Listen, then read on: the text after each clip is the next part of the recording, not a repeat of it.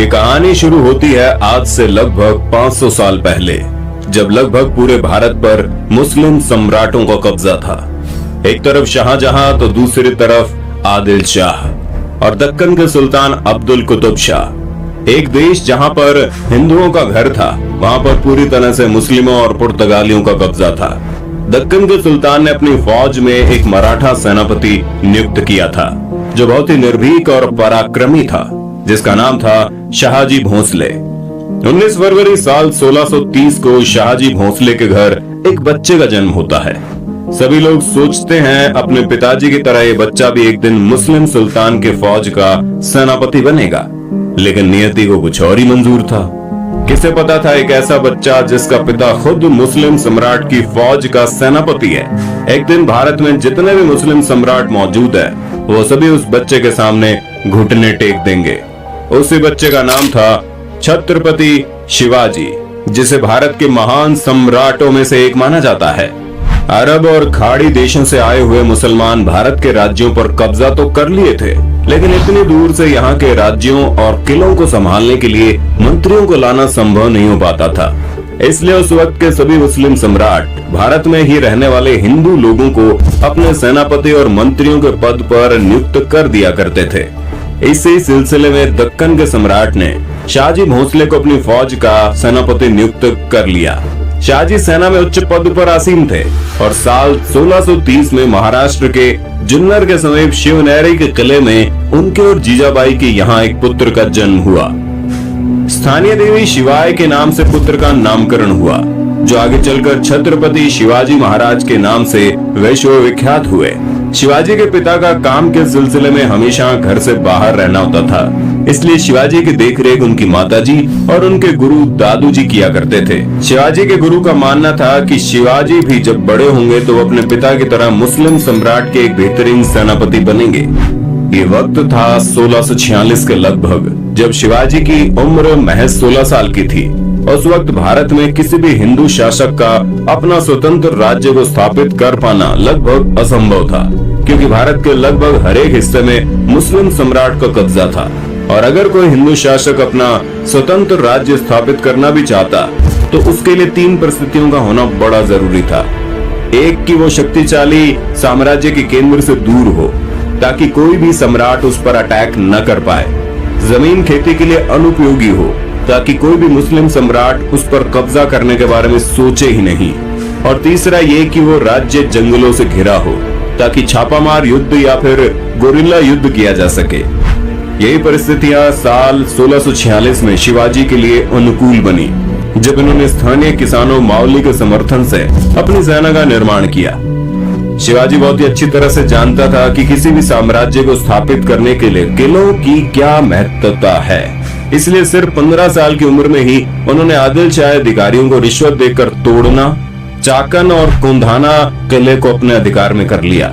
इसके बाद उन्होंने थाना फोर्ट, कल्याण फोर्ट और भिवंडी फोर्ट को मुल्ला अहमद से छीनकर अपने अधिकार में कर लिया। इन घटनाओं ने आदिल शाही साम्राज्य में हड़कंप मचा दिया कि आखिरकार ऐसा कौन आ गया जो मुस्लिम सम्राट किस साम्राज्य में दखल अंदाजी कर रहा है। जैसे उन्हें पता चला कि ये काम कोई और नहीं बल्कि शाहजी भोंसले का बेटा शिवाजी कर रहा है। शिवाजी को रोकने के लिए उनके पिता को गिरफ्तार कर लिया गया। इसलिए शिवाजी ने अगले 7 साल तक आदिल शाह पर सीधा आक्रमण नहीं किया। शिवाजी ने लगभग 7 सालों का इंतजार किया और धीरे धीरे अपनी सेना को बढ़ाता रहा। एक वक्त ऐसा आया जब उसने एक एक करके 50 से ज्यादा किलों को अपने नाम कर लिया। धीरे धीरे शिवाजी का प्रभाव बढ़ने लगा।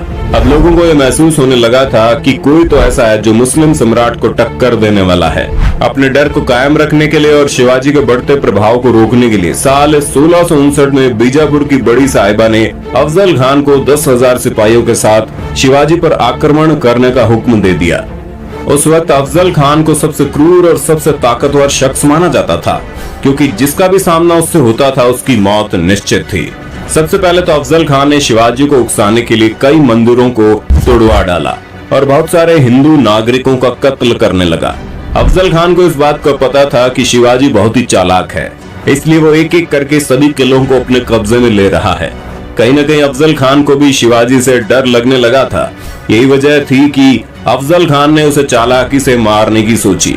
और अफजल खान ने शिवाजी को मिलने के लिए न्योता भेजा। शिवाजी तुरंत ही न्योता स्वीकार कर लेता है और अफजल खान से मिलने की जगह नियुक्त करता है। जैसे ही दोनों आमने सामने होते हैं, अफजल खान शिवाजी को गले लगाने के लिए आगे बढ़ता है और अपने चाकू निकालकर शिवाजी को मारने ही वाला होता है कि शिवाजी तुरंत अपनी कटार को निकालकर अफजल खान का पेट फाड़ देते हैं। इस जीत के बाद शिवाजी का नाम और ज्यादा मशहूर होने लगा। लोगों के मन में मुस्लिम सम्राट का डर लगभग खत्म होने लगा था। इस बार बीजापुर के सुल्तान ने शिवाजी को हराने के लिए अपने सबसे बेहतरीन सेनापति रुस्तम जवान को भेजा। रुस्तम जवान की भारी भरकम सेना ने शिवाजी के ऊपर हमला बोल दिया, लेकिन शिवाजी ने कम सेना की मदद से ही लड़ाई को चालाकी से लड़ते हुए रुस्तम जवान को सेना में शिकस्त दे दी। कुछ दिनों बाद आदिल शाह ने अपने सेनापति सिद्दी जोहार को भी भेज दिया। एक एक करके मुस्लिम सम्राटों ने शिवाजी को खत्म करने के लिए कई चालें चली, लेकिन उनमें से कोई भी कामयाब नहीं हो पाया और धीरे धीरे छत्रपति शिवाजी का राज्य विस्तार होता गया और उसकी सेना और भी ताकतवर होती चली गई। इसके बाद बीजापुर की बड़ी बेगम ने औरंगजेब से शिवाजी को पकड़ने के लिए विनती की। उसने अपने मामा शाहिस्ता खान को 1.5 लाख सैनिकों के साथ शिवाजी से युद्ध करने को भेजा।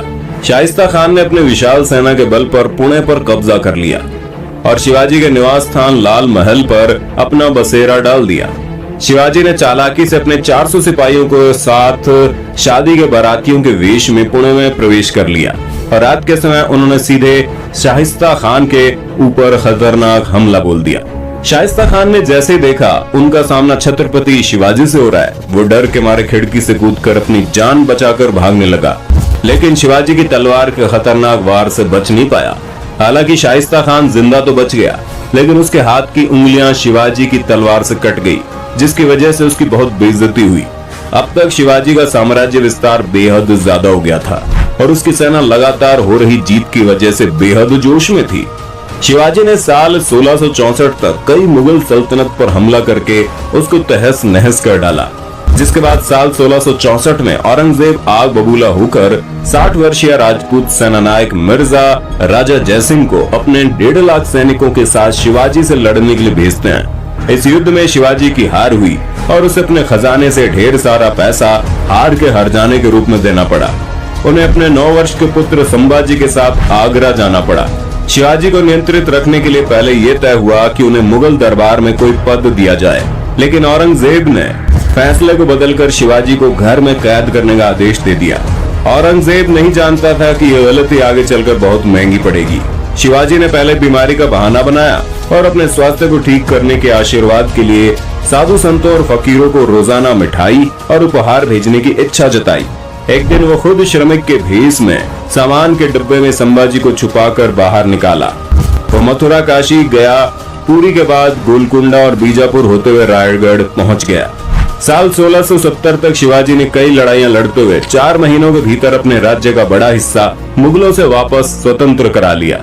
1671 से 1674 तक औरंगजेब ने भरसक प्रयास किया कि कैसे भी करके शिवाजी को अपने अधीन कर लिया जाए, लेकिन वह ऐसा करने में पूरी तरह से असफल रहा।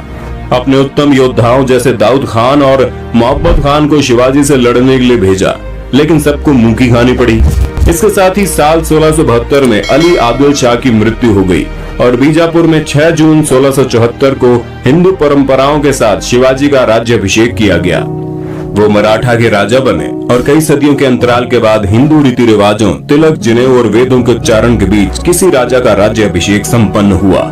शिवाजी की महानता सिर्फ उनकी बहादुरी और युद्ध कौशल में नहीं थी, बल्कि वो एक योग्य प्रशासक भी थे। वो उस वक्त का इकलौता ऐसा राजा था जिन्होंने धर्म के आधार पर कभी किसी के साथ पक्षपात नहीं किया। उनके कई अधिकारी, यहाँ तक कि उनके व्यक्तिगत अंग रक्षकों में कुछ मुसलमान भी थे। उन्होंने कभी किसी नारी का निरादर नहीं किया, यहाँ तक कि युद्ध में हारे हुए दुश्मनों की स्त्रियों को भी सम्मान सहित वापस भेज देते थे। गोरिल्ला युद्ध, किलों का उपयोग और नौसेना का निर्माण भारत में पहली बार शिवाजी ने ही कराया था। उन्होंने 4 किलों और 2000 सैनिकों से शुरुआत की थी और उनकी मृत्यु के समय ये गिनती 300 किलों और 1 लाख से ज्यादा सैनिकों की हो गई। शिवाजी का स्वास्थ्य खराब हुआ। तेज बुखार और पेचिस की वजह से 52 साल की उम्र में उनकी मृत्यु हो गई। आपको जानकर हैरानी होगी, उस वक्त औरंगजेब यहाँ का सबसे ताकतवर शासकों में से एक माना जाता था, लेकिन छत्रपति शिवाजी की वजह से उसे लगभग 25 साल तक युद्ध करना पड़ा और अपने जीवन के अंत तक युद्ध लड़ते लड़ते औरंगजेब पूरी तरह से बर्बाद हो चुका था और छत्रपति शिवाजी वो शख्स था जिसकी वजह से कई सालों लंबी लड़ाई के बाद एक बार फिर से पूरा हिंदुस्तान भगवामयी हो गया।